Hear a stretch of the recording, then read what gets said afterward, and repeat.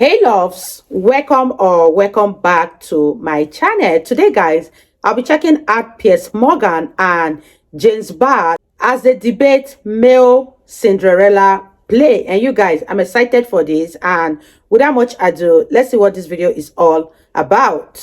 Welcome back to Piers Morgan Uncensored. I'm joined by my super pack. First time these three have been together. Talk TV's international editor, Isabel Oakeshott. Talk TV contributor, Paula Rowan-Adrian. And the comedian, his words not mine, James Barr. Welcome to all of you. Wow, you're so gracious, Piers. Just a little gag, James, to get you in the right spirit. I want to pay a little tribute before we get to the pack to one of Britain's greatest ever actors. And I use that phrase very deliberately. Sir Michael Gambon has died aged 82. So many things you could say about him. He just had an amazing career, amazing range. He was one of the true greats that our theatre has ever produced. And of course did many great movies and so on. I once interviewed him at the National Theatre, where he played many a great role. And I asked him what he thought of the increasing malaise of sort of talentless, Z-list celebrity wannabes trying to be stars. And he went, you know, all I've ever wanted to do was act. I remember sitting in this very dressing room after my first hit here, and people outside applauding when they saw me at the window. And that was so exciting. It's what I wanted, recognition of my work. But what all these modern celebrities want is a quick buck with no talent or hard work required. It's awful. So I said to him, what would you call this type of person? And Sir Michael looked at me and smirked and said, I would call them a cretin. R.I.P. Sir Michael. That's funny. You were brilliant on stage and you were brilliant off it to interview. A great actor. I want to talk about another theatrical story. Cinderella, the Scottish ballet, is doing what everyone does now. They're taking a very popular classic fairy tale, which obviously is about a woman, identifying as a woman. And they're going to switch it around. So apparently audiences won't know, apparently, from night to night. It'll be very exciting, whether it'll be Cinderella or Cinderella. To which my point is, why can't they just leave this stuff alone? Why do the woke Brigade have to come for everything? Why do they have to ruin everything? Why do they have to de-gender, change gender, abuse gender? Why can't they just leave us alone, these people? Why can't Cinderella be Cinderella? Do you know something really weird? This was actually first done in the 60s. Yes. There was a thing called Cinderella. Yes. A film. I think it was Jerry a film. Lewis. Yes. Yeah. It's a fantastic. joke. This is not It's a joke. Well, it was satire, wasn't it? But it's not. Yes. So this isn't even original. Look, I'm going to actually surprise you and say, I actually think this. Oh, God, no, you've gone. I think it sounds quite fun. We've lost you. I wouldn't take my kids to it. You're supposed to be on this pack as a voice of common sense. What does it matter with you? Come on, it's quite entertaining. Huh? I mean, No, it's I not. quite like that element of jeopardy. Is it going to be Cinderella or But hang on a Cinderella? minute, Isabel. You wouldn't take your children to it. I'm Come jo- on, of I'm- course you would. I'm joking. Yeah. It's an absolute wouldn't take any pile of of my old kids to it. rubbish. It's just attention seeking. James, all right, James, Listen, I know what you're great. going to say. Why? Why are though? you bothered? But actually, it's a really important thing because it's flipping the narrative and making not the guy What's the victim. narrative? No, It's not it is important. because it's turning the guy into the victim who needs saving. Oh, yeah. And ultimately, Okay, now we he's all lost me. need saving. Particularly you no, right now on this I panel. don't by the need looks of saving. things. Well, why don't you love Everyone this? needs It's an to save me. upside down realm where everyone is different. You could actually play one of the ugly sisters. Finally, your dream role. Oh, you came to play, didn't you? Ow. Oh. But on a serious Paula. note, we talk about masculine toxicity, and here we have the classic example. Why aren't you supporting this? Why don't you want men to be vulnerable? Why don't you want other men God. to see men think Piers have changed in their mind. that See kind what of you've role? Oh, I've changed I'm my just mind. saying. I don't I'm mind just men saying. being vulnerable, but you know what I love most in the world? I like a Tradition. stiff upper British lip. A bit Wow. of tradition. I like Okay. people who don't spend their entire time That blubbing. is what their entire these time men who playing are in the this victim. role have. They I don't have want resilience I am to stand up absolutely against this done kind of up stuff. to here with the victim culture that we now have to endure, where everyone's a victim. Weakness is celebrated. I think there's a difference strength between is being a victim and strength being is a vulnerable. problem. Right? Everyone has to emote 24/7. Did you you come not into ask- work. Did you not ask the question? can't Piers? handle it. Why? He asked the question, why? That sounded like a victim to me. Do you know These who's are not? strong I'll tell you who's men not a victim. who are I'll tell you who's voicing- not a victim. Mick Jagger, right? Who's 80 years old, still doing his thing. Amazing, really. Physical freak to be still prancing around doing that. I mean, look at Joe Biden by comparison. I know. They're within about 8 months of age, right? Mick Jagger has announced he's not going to give his money to his 8 kids. He's got apparently $500 million, right? I like that idea. If my kids are watching, I really like that idea. Because why would you give, Isabel, all that cash to young people before they've even tried to make their own way in many of the cases of his kids? Some are still very young. Why remove all hunger? People I know who've done that too. I know people who've given their kids loads of money. It's a very bad idea. It kills the hunger. Yeah, I could. And without a hunger and desire to make that money for yourself, I think you end up with just a wasted life. I completely agree with you. I am going to assume that he's leaving them something. They probably already have assets, whether it's property or whatever. But absolutely, if you make life too easy for your children, if they don't actually have to feel a bit of a struggle, then there's nothing to get up for. And they they drift around, they flop around. Yeah, I talked to Cristiano Ronaldo about this, right? And we had dinner one night after I interviewed him the first time. And he was saying that, his son's very good at football, his older son. And he said he's very, very good, but he can't give him the hunger that he had. Yeah. He was literally hungry. Yes. He used to sit round the back of a McDonald's and two lovely ladies, he said, we tried to find them, but we couldn't. They used to give him the cast-off. That's problematic. Yeah, we used to give him the cast-off Big Macs, right? Right. And he said that was how hungry I was. So everything was driven by this intense desire to get out of that cycle he was in of hunger. But when his son has now got a dad worth $1 billion, probably, right? You can't give. That doesn't mean to say he won't develop his own desire and hunger. It's so much harder to instill it in someone, right? I would just say I'd like to pick up on what you said there, because you were commending Mick Jagger for jumping around on stage at his age. Yes. But you wouldn't say that about Madonna. So I do think there's some hypocrisy. No, because it's the way she dresses and the way she humiliates herself. And leading on from that, I'm not actually concerned whether Mick Jagger would leave his children money. I mean, Jerry Hall. Bianca Jagger. I mean, these are strong women. They are there supporting the children. So this isn't really about Mick Jagger leaving his children. But it's more about a principle. I do think I've seen people leave their kids too much money, and they just remove any incentive to How much money are you leaving your kids, Piers? Very little. Right. Actually, well, I say very little.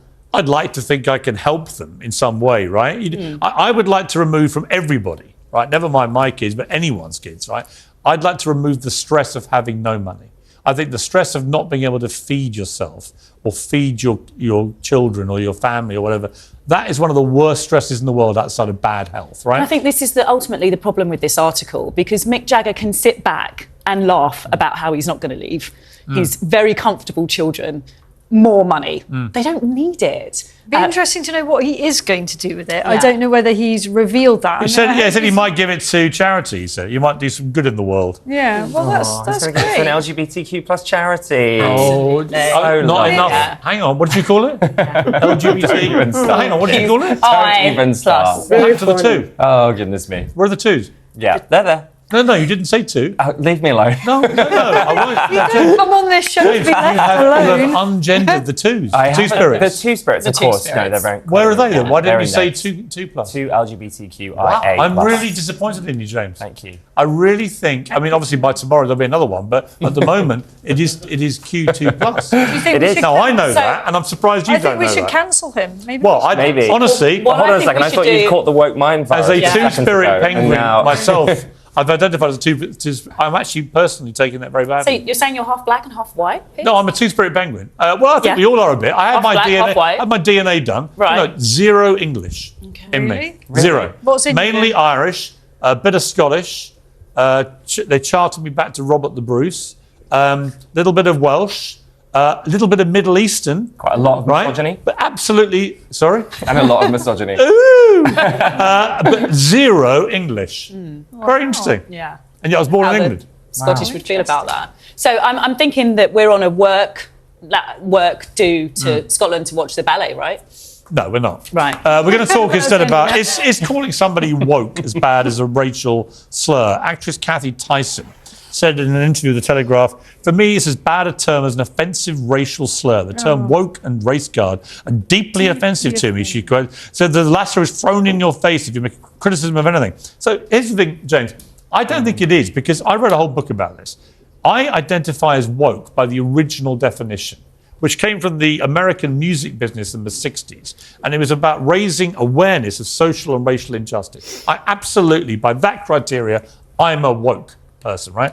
What's happened is woke has become hijacked by a lot of social media mobs in particular, and they use it as a form of fascism now to basically try and make everybody conform to their way of thinking. That's my problem with it. See, I find that interesting because I actually think it's that, but also the opposite of that, in that people use it as a slur to say, to undermine your... I think it's become a slur by definition because the people in that woke world who identify themselves as Well, I'm not woke, entirely sure why you're blaming woke people for that. because a lot of them, I think, are actually worthy of condemnation for propagating the nonsensical views they have and then expecting all of us to agree with it. But you have actually used the word woke about me as a slur. You've called me a wokey or whatever. I called you a wokey. Right, exactly. So, in a way, you're... That's because you propagate woke thought processes which are ridiculous. But So you think it's ridiculous to, like, stand against racism? Well, no, but if I asked you, for example, should biological males be allowed to compete in women's sport? Hang on, what would you say? This is a crazy question that I'm not here to talk about. What would you say? Because it's not something can't I'm an answer, expert can you? on. I'm not an expert on it. No. So I know. you also probably don't have you don't the want to right say, answer. because you know what you would have to say to fit the criteria of being a wokey. You would have to say you agree with it, and in that moment, everyone watching at home goes, well, "You're a complete lunatic then. You're a wokey by the common definition today." But Isabel. she's a complete classic of the genre, isn't she? Because she's going on about how deeply offended she is. And that is the whole thing about wokery. It's continually about people being offended by everything. And causing offence. And everyone. Everyone. And I mean... So should Suella Braverman have been deeply offended by Gary Lineker's tweet? I don't think she should have been. But she told us that she was. She told us how outraged she was and how offended she was and insulted Paul, I don't she think was. even you and think he that... was suspended for that. I don't think even you, as a black woman, can feel comfortable that calling someone woke is as bad as a racial slur. Come on.